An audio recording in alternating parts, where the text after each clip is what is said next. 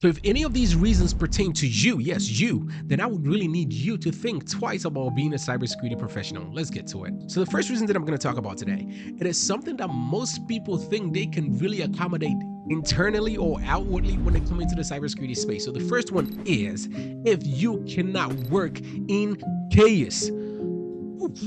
If you cannot work in chaos, then I don't think cybersecurity is for you, or I would really need you to sit down and really think twice about it. And now let me tell you the reason why I say that.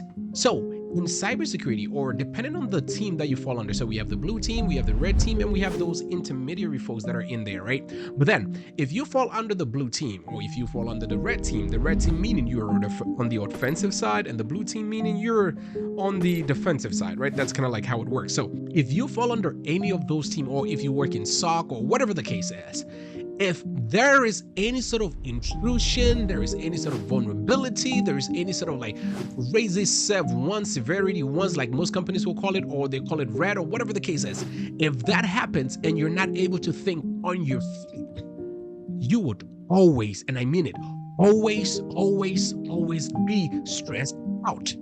You would go to work and you will literally be sitting down and you are scared. You don't know what you're going to do so in case anything happens. Or you go to work praying that, God, please do not let anything happen, because if it happens, I don't know what I'm going to do. Trust me, if you cannot think on your feet, it is going to be very difficult for you to pave through this industry, because you will literally be doing something that has nothing to do with, vulnerabilities or intrusions or anything of that sort.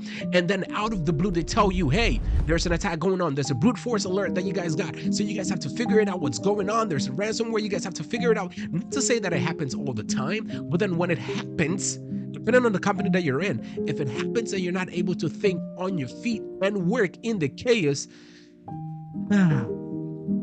then I would really need you to think twice about cybersecurity, because, guys, it's not that easy, all right? So the second one that I'm going to talk about today is something that actually goes hand in hand with the first point that I gave. So the second point is, if you are not a self-learner, if you are not somebody that could actually get off from work at 5 o'clock or 4 o'clock and still sit down and learn some of the tools you guys use, then I repeat, cybersecurity is not for you.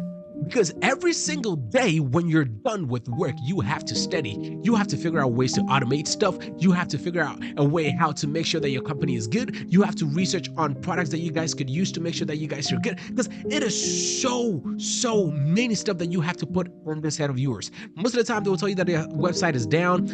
Rather than letting the network guys take a look at it, they'll tell you, hey, security team, can you guys take a look at it? And you have to figure it out. If it's a DNS issue, you have to figure out if it's something that's coming from the vendor. Like, so much. So you have to literally know your stuff, and you have to study. You have to learn every single day, because it is not the same.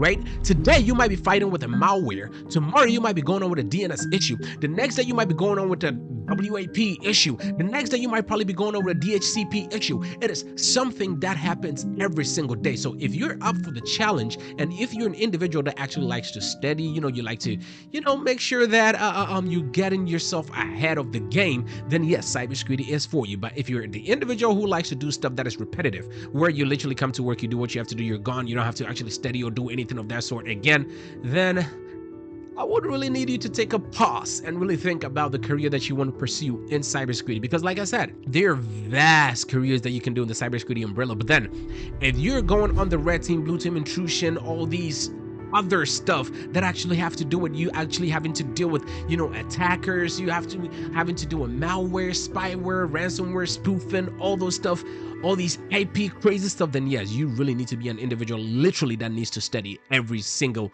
week, or I would say every single day, if possible, if you can. That would really help you out. So yeah, that is the second point here. So the third one would actually coincide with everything that goes on there. So the first one that we talked about today was the fact that if you cannot work in chaos. The second one was the fact that you have to be a self-learner. And the third one, which actually goes in hand with the two that I actually mentioned earlier, is the fact that if you're always seeking some sort of appreciation for the work you do, then please, this is not for you. If you want a pat in the back every single time you do something, then this is not for you, man. If you want your boss to come to you all the time and be like, hey, good job, thank you for doing this, like, I really appreciate you, it's just something that I really wanted you to do for us and you've done it for us, guys, this is not for you. No. In the cybersecurity world, if you're on the offensive or defensive side, if you do your job, you're done. Hey, you literally, if let's say there's an issue, let's say they have your website down and you figure out and you know that it's a DNS issue. Hey, it's a DNS issue. The outage is done. It's done. They were like, oh, okay, cool. We can access it. It's cool. We're good. Nobody's going to be like, oh, thank you so much for the hard work. Thank you so much for the research that you put in. Thank you so much for everything that you did. No, they're not going to do that. Well, it depends on the company that you're in, but some people might do it, some might not. But they are not going to do that every single time for you. Maybe once in a while, if it's something that has to do with a ransomware, of course. If the company was going to pay like $1.5 billion and then you helped them resolve whatever issue that it was, and then they don't have to pay that amount of money, of course they'll probably come to you and be like, hey, thank you so much for doing that. We're going to give you a bonus of $0. But then they will say thank you, but we're not going to give you no money for that. Some companies probably might, like Deloitte and all these consulting firms, they might, but probably they would not. So if you're that individual who needs somebody to come to you all the time and be like, hey, good job, thank you so much for doing this, you were great, blah, blah, blah, all those stuff, all that's good stuff, no, then it's not for you. Because most of the time you go to work, you do your job and you're out.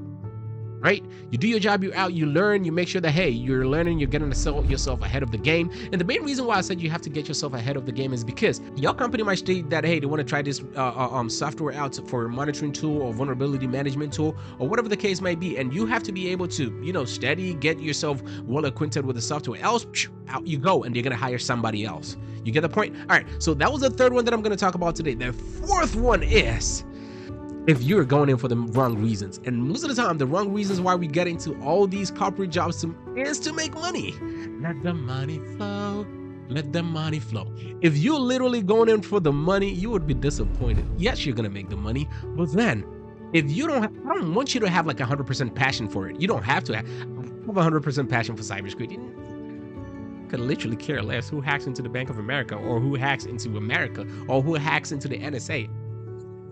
Maybe I will still survive, but you literally have to make sure that you have some sort of, on a scale of 100, make sure that it's about at least a 50%, right? If it's at a 50%, that you do know that whenever you're waking up in the morning and you're going to work, you understand that, hey, there's some sort of excitement that's, in you, that you'd be happy when you're doing the job. But then if you're going in very well knowing that you hate this job, you would be depressed after like 1 week, 2 weeks, 3 weeks max. You would be depressed. I need you to at least have some sort of 50% of likeness for the job, for the career field, and then you would go to work every single day, with some momentum, with some excitement. Yes, the money is good. People talk about the fact that you can make $200,000 a year, $250,000 a year, upwards $300,000 a year. It's possible depending on the field that you work in. But then again, it's all that money worth it if you're really getting stressed and depressed every single day? You go to work scared, you go to work depressed, you go to work not knowing if you're gonna like it, you go to work praying that nothing crazy happens, you go to work you're not being yourself. Please at least have some sort of excitement when it comes to the career field, and then you would enjoy all the benefits that comes with it if you study. Because like I said, everything goes hand in hand, okay? So please have some sort of excitement if you want to do this career field, and you will be happy. All right, so the last one that I'm going to talk about, which is the fifth one, is the fact that if you are not somebody who is agile, and when I talk about if you're not somebody who is agile, I mean if you're somebody that cannot adapt to change. If you cannot adapt to change, then cybersecurity might, remember I said might, not be for you. You have to be an individual that can literally adapt to change, because every single day in and day out, there are new softwares coming out. There are new applications coming out. There are new web applications coming out. There are new stuff coming out every single time. And you have to make sure that you're adapting, you're changing the way you think, the way you process stuff. Because I remember back then, we were literally manually assigning IP addresses if we did not have a DHCP server. Now we have a DHCP server, and that assigns IP addresses for us. It's a whole lot of stuff if you're not that individual that can adapt to change. If you're one of those traditionally minded people that you cannot literally change the way you think, the way you process stuff, then I would really need you to really think twice about this cybersecurity field. Because when I went in there, I'm that type of individual that when I go into a new company, I go in, with that idea that this is what I'm gonna do and that's it. But then when I went into the cybersecurity field or the cybersecurity career industry, I realized that, trust me, it is not a walk in the park.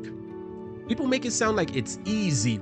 You can make 300,000, you can make 400,000 in cybersecurity, you can make 500,000 in cybersecurity. Yes, you can, of course. Trust me, it is not easy. It is not a walk in the park. You have to be ready to learn. You have to be ready to work in chaos. You have to be ready to accept the fact that you would not always be appreciated for the work that you're doing. You have to accept the fact that go in with some sort of likeness for the career field and not all for the money. Because if you do, guys, you would be stressed out. You will not last even 6 months in that career field.